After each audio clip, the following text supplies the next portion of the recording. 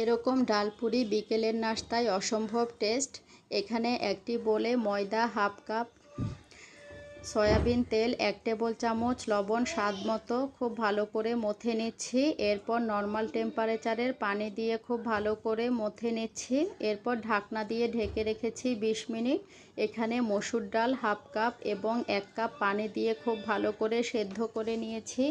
এরপর পানিটা শুকিয়ে গেছে, সেদ্ধ হয়ে গেছে। আলাদা একটি বোলে এগুলো নিয়ে এখানে ধনেপাতা কুচি, লবণ স্বাদ মতো, ভাজা জিরার গুঁড়ো 1 চা চামচ, চিলি ফ্লেক্স 1 চা চামচ দিয়ে খুব ভালো করে মথে নিয়েছি এবং পেঁয়াজ বেরেস্তা দিয়ে খুব ভালো করে মেখে রেখেছি।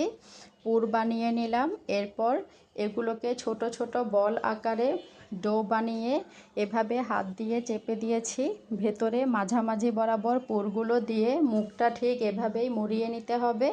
আলতো